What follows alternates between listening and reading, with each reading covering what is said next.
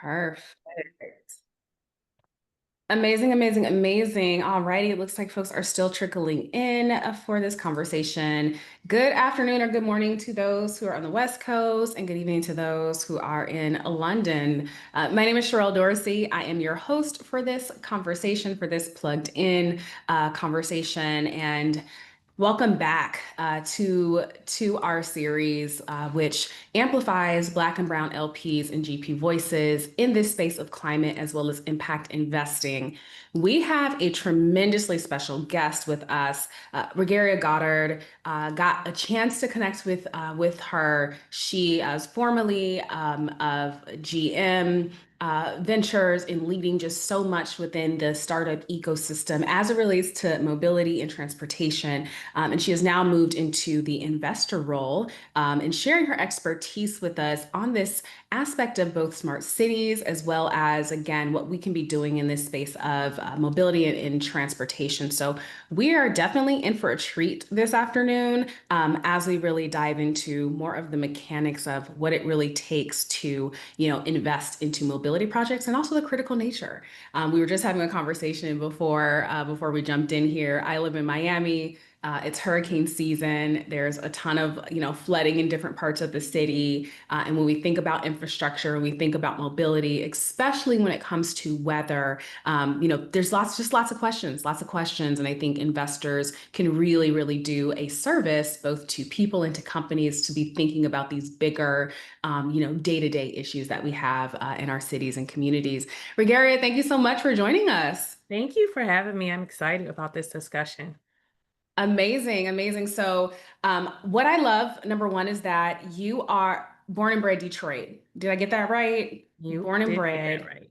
There is something about folks from Detroit that is just, y'all have something else in the water there because the hustle is tremendous. And so I love that you're from Detroit. My family is originally from Detroit and I grew up there in the summers, but Detroit is going through this incredible, incredible renaissance, and I love just the aspect of entrepreneurship there.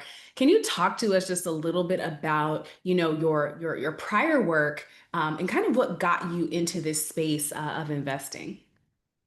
Sure. So I grew up in Inkster, which is right outside of Detroit. And during the Great Migration, Inkster was a place that the African American workers lived when they worked for Ford Motor Company. I think they made $5 a day. So I've been in this around this industry my whole life. General Motors essentially paid for my way to college because my dad worked for General Motors as an electrician. So just grew up around cars, always loved cars.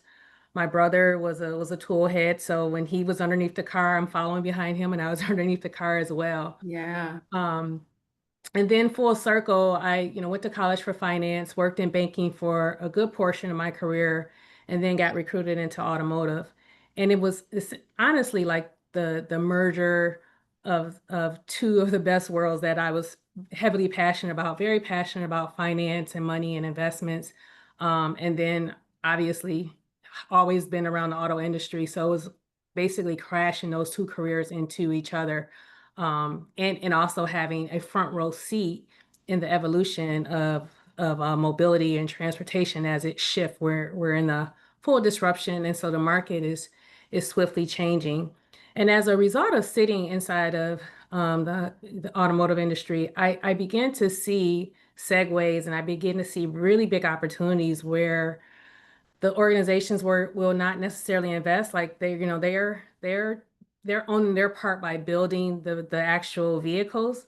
But there's so many things around the ecosystem that has to happen. So infrastructure, road, data, all those things are very intricate. And so one industry isn't going to cover all those, but there's some really big innovations that are underway that help fill the gaps of bringing us full circle to a new evolution of the way we move. Yeah, I love that. And also just shout out to your father and just that Detroit Motor City contribution. I think so many of us have those stories, those early stories on, what was kind of the gold rush kind of during that time and what built up those communities. And so I want to go back to your whole point around mobility doesn't look just like one thing or one way. And what I've also derived in following your work and following some of the pieces that you've written on LinkedIn is there's a holistic approach to this conversation, right? It's not just up to, a city or an urban planning department to think broadly about mobility. It's not just up to one car company, or one sort of industry to take a look at that. I think also there's this aspect of, why we're even in this room, right? When we think about investment and starting to think about the business opportunity in this space as well, which kind of works holistically with the public sector, and maybe even the, foundational philanthropic sector, what have you, and sort of this kind of healthy, hopefully healthy, marriage of everyone sort of combining their superpowers to advance mobility. And you have, you spent this last decade or so really analyzing, starting and driving investment towards mobility projects and companies. What's most significant about this space for investors right now who haven't quite considered opportunities within the transportation space? I think what's most significant is let's just take a step back. The definition of mobility, what we're using in Detroit, and it's very common placed in Detroit. We all get what mobility is in Detroit, but I know when I travel around the country and I say mobility, people kind of get it mixed up and they don't really know what that involves. So our definition is the way we move people, goods, and services over land, sea, and water. And so that becomes very broad. So when I'm talking about the future of transportation and mobility, I think we get EVs was kind of the first intersection of that. And so I think a lot of minds get stuck there, but it's so much broader than that.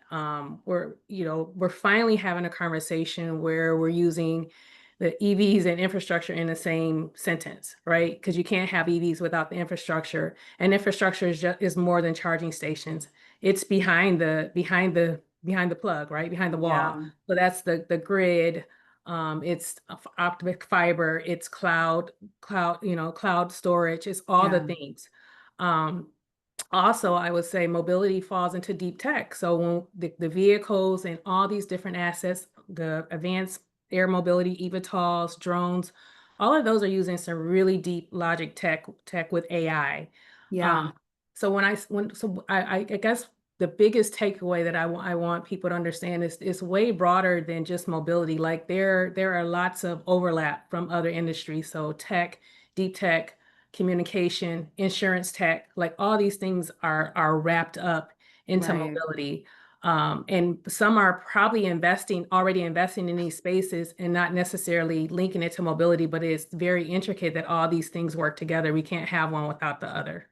Yeah, absolutely. And thank you for painting that picture for us on how the dots connect. And there's like that direct idea of mobility, but then all these adjacent industries that are actually powering this conversation, which means great opportunity or grave opportunity, for investors to really take a look at these spaces. And we have quite a few investors in the room right now with us. I also just wanted to take the time to welcome and say hello to the agents of impact. We also have David Bank, our fearless editor in chief, in the chat.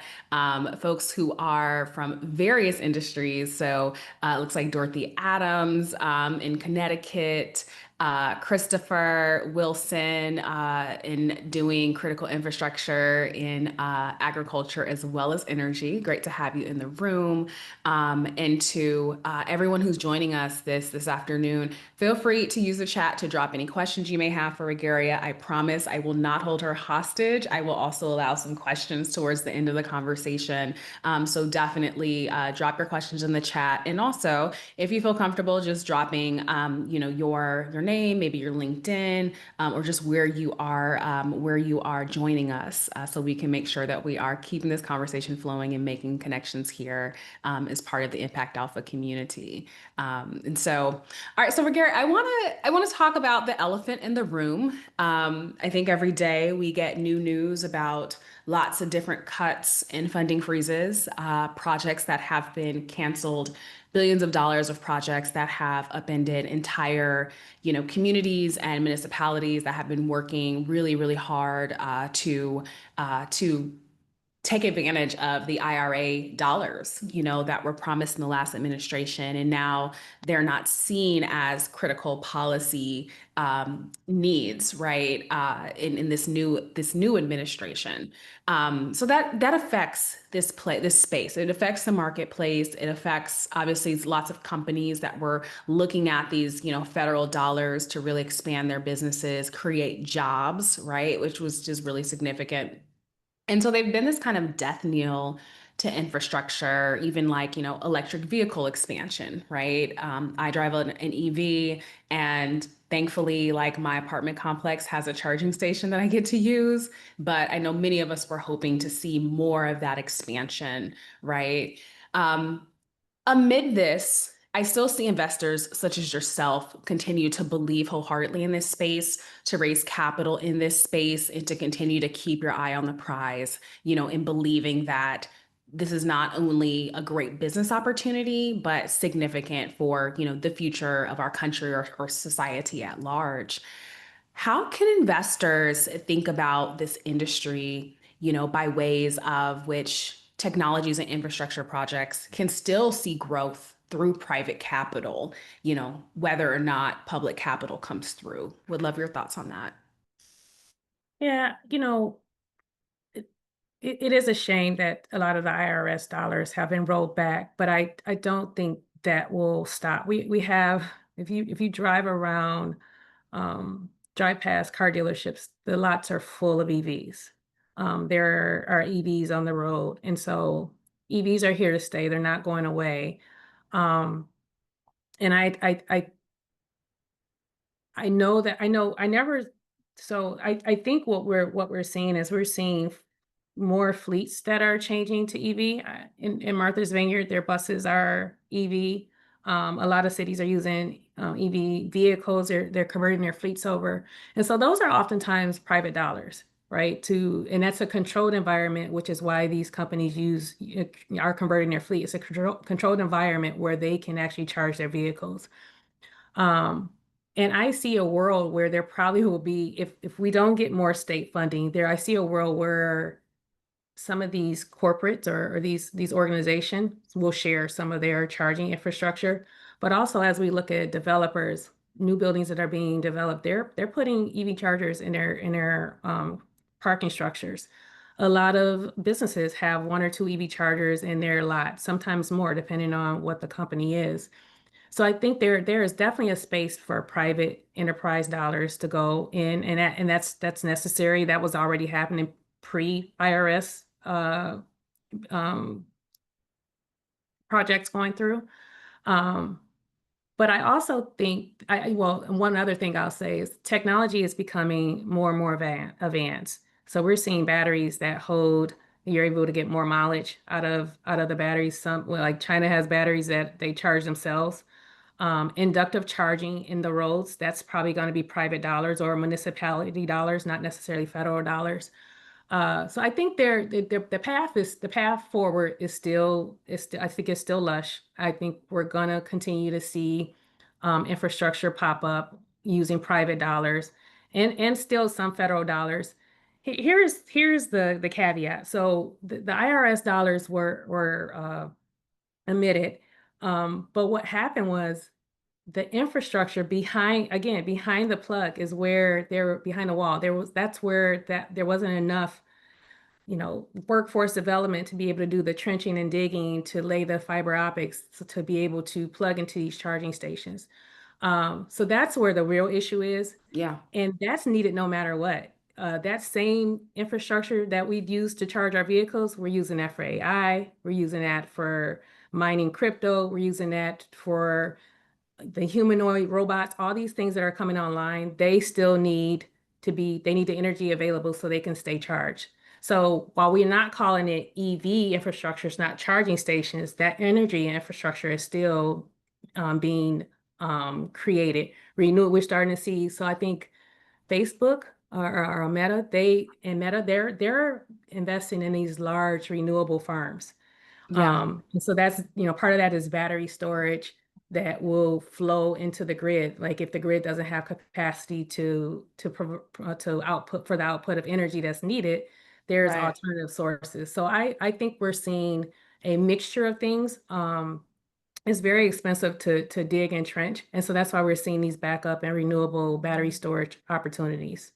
Yeah, I yeah. And think I I think answered your question. yeah, yeah. And I think because, and again, I like that you kind of paint things with a broader brush for us to understand, like, it's not just like this kind of one thing that fits this one utility, right?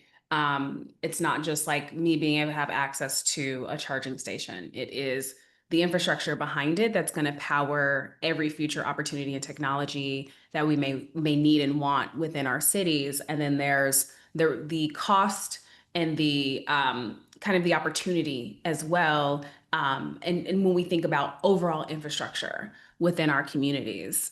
And so I did want to, because I've read some of your work around, smart cities. Mobility is really being central to the next generation of these companies that will bring us further from a transport mobility perspective, be that even in creating more opportunities for data centers, right? Because that's also going to be powering this kind of next gen AI, which is also going to be significant to city infrastructure. I have a couple of colleagues who are actually doing AI training for governments and like how to use it for greater efficiencies. I think someone, maybe it was Bianca Jackson, actually just dropped here in the chat that she's doing designing innovate in immersive AI and VR solutions to help cities and institutions reimagine systems.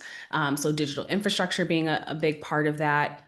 Are there any cities that you feel like are doing interesting things in these spaces, and really helping to improve like mobility, through technology?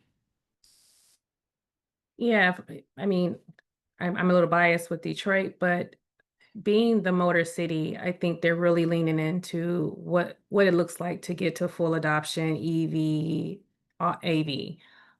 We're seeing pilot programs where there's, side curb parking. There's a smart garage where they're testing all different type of technologies that could be rolled out publicly or privately. Um, in Miami, there's I think Elixir, there's the electric boat company that will be a passenger trolley from the beach to the mainland to Edgewater. So I see a lot of cities that are really leaning in and trying to figure out what does this landscape look like? Also, Miami's doing a digital twin, and part of that is to test some different technologies, making sure the infrastructure there's enough capacity from an energy standpoint, but also how does this impact overall if we were to employ all these different things? San Jose is doing something with glideways. I think the first phase of the project. So that's like a electric loop, if you will, like metro mover around the city. And it's a consistent movement of the cart where you can time from the moment you get on the shuttle to the time you'll get to your location. So it's very consistent. So I think all cities are really leaning in and paying attention, like what needs to happen for us to get to full adoption, knowing that they can't stay where they are because they will be left behind. Um, a city like Detroit is trying to attract and retain talent, and the way you do that is having advanced technology available, or having a open policy where you're willing to work with some of the new startups or innovators that are thinking about ways to move us around, reduce congestion, reduce emissions, reduce crashes, right? Those are the things that cities are thinking about. And even like I know the micro mobility like that, that wasn't as successful as expected to be in some cities. Like I know it got banned, but What's the I micro mobility? This is my kind of so first time so hearing like about it. scooters, bikes, so Oh the yeah. litter of the Yeah. scooters and the bikes. A lot of cities have banned it because it's very disruptive. But a lot of them are coming back to the table thinking about that last mile, first and last mile, right? And so again, Yeah. reducing the congestion in the city. So how do we move people and goods into the city and not have to use a full vehicle? Yeah. Yeah. Absolutely. I also do want to just shout out Kenneth Groom here, who seconds your sentiments towards Detroit and says that he just visited Detroit and he left so impressed with the infrastructure in place and the industry and institutional collaboration, something other major cities can pull from, which sounds amazing in terms of collaboration and coordination. Here, actually, in Miami, there's the Miami-Dade Innovation Authority, and they work on public innovation challenges every year. I have the privilege of being a judge for that, and this year they're working on solid waste and like how do we reduce and create greater infrastructure using technology to solve some of the solid waste challenges. So I wanted to ask you, just as you are investing and looking at the companies that are here, some that are emerging, kind of what is the maybe general baseline for your thesis of how you look at investments or the kinds of companies that you are interested in this space? I'm really big on solving problems. So filling in those gaps, like the things that maybe no one's thinking about, or sometimes it's a simple solution. I had a company presented to me last week where he was converting garbage into energy. That sounds small and minimum, but that's huge, especially in cities that have not figured out their infrastructure, and they or don't have the dollars to excavate the ground. That's where we got to lean on some of these renewables and battery storage type of products. Um, so things that solve problems, fill in the gaps until we can get. It's almost sometimes it's a band-aid, but I like those type of solutions because it's the starting point. Again, for referring back to Detroit, there are some homes that were built in the 1800s, so they don't have the capacity to put in a 220 plug. And so what kind of solutions can we create for homes that don't have that capacity, right? Um, what are alternatives to charging your vehicles? How are you getting your goods? Like, what are some avenues to help people get goods to their door that may not have the traditional means? Maybe it's not, maybe they don't have a credit card, or, how do we think about solving for all people? So I think I look for ideas that are solving problems. Um, Next, I look for ideas that has the capacity to expand. So maybe it starts for the urban community, but it has a bigger footprint in the long run for all around the world. So that's what I'm always thinking about is what is the utility today, and then what the utility could be. So those are my two baselines of where I start. Amazing, amazing. I think going back to kind of our initial part of the conversation around, we know that the IRA dollars are pretty precarious right now, and ending lots of projects. And we recently did a piece with on Tom Steyer, the billionaire investor who's like going all in on climate, and I think also like Laurel Powell Jobs, and there's some other folks who billionaires in particular who are starting to turn their attention to this space.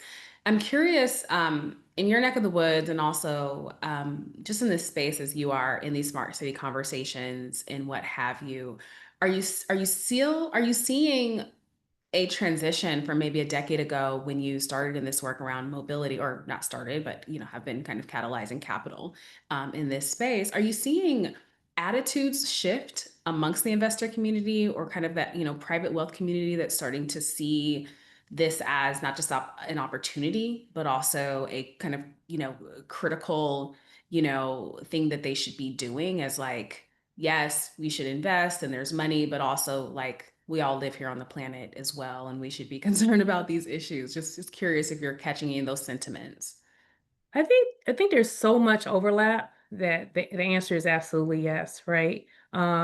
If if you left the conversation at just mobility, like I said, there's a very narrow definition, a general definition for that. But when we Yeah. think about again, this is overlapping into deep tech and AI and energy infrastructure, and then sustainability. So it's kind of twofold, especially with the sustainability piece. Some people are investing in climate change. Um, and when you couple that with, electric vehicle, or you couple that with, solar panels or renewable energy, like Yeah. that's a twofold, right? So you're getting, it's almost like two for the price of one, but you're impacting the climate, but also you're making an investment in an advanced technology that has um, tentacles into other industries. Yeah, absolutely. I just have one more question. Again, if anyone here who's joining us this afternoon have questions, feel free to either drop it into the Q&A box at the bottom of the screen or right there into the chat. Would love to ensure that Raggeria has time to answer your questions. So this actually popped up for me today. There's the MIT Solve Challenge. I don't know if you're familiar with their kind of annual challenge. I think it's for students or just teams who are working on big things. And I see these kind of like challenges all the time in calls for startups and like all this like money that can be provided to support these initiatives or hackathons. But this one caught my eye because it's sponsored by Verizon and it's around disaster relief. And one of the categories that they're looking for in terms of startup, criteria for this next cohort is in this idea around transportation, very, very broadly defined. And so it makes me think a lot more about, we're in a changing climate. Um, I don't even want to go into what's happening with FEMA right now because I think I want us to have a better rest of the day. But I'm curious if there's any factors as especially as you're evaluating companies and you're in conversation with different investors. Um, if the topic of disaster relief or challenges there that of course are kind of going to continue to increase as time goes on are at all of interest in this transportation and mobility conversation because I was very surprised to see it there. I mean, surprised but not surprised, but loved that they called out that piece when we think of disaster relief. I'm not seeing a lot. Probably the most around disaster relief or recovery is probably insurance tech. We're seeing some advancements in how we go about um, validating claims. Um, we're making it easier, quicker. So it's app based, it's all digital. So I see that type of thing. Another conversation came up with the digital twin that's happening in Miami. That's around the flooding. So kind of helping to navigate what that could look like. And then one of the other things I think I see with cities, and this is not necessarily disaster recovery, but they're using apps um, to understand what the impact of road closures or heavy rain or snow, like how that impacts drivers on the road. So giving Yeah, some type of forenotice before you get to that, or an avoidance of an area. So yeah. that has some, it leans into that, but it's not 100% disaster recovery. I'm not seeing a lot. I've not seen a lot yet as it relates to that. Yeah, yeah, absolutely. I do want to go really quickly into the chat as we come to a close here. Wait, I just lost it. Apologies. Let's see. It's Dorothy Adams. Okay, here we go. So Dorothy Adams asked a question about, do you see even solar carports as a growing trend? It looks like commercial solar work is doing much of this, but it looks like there might be, I guess, opportunity in residential, considering like tax credits and things like that. I'm seeing more of the solar on dwellings, so like buildings, churches, homes. Okay. Um, solar is advancing, but we did do when I was at GM, we did do like solar trees that you park your car under.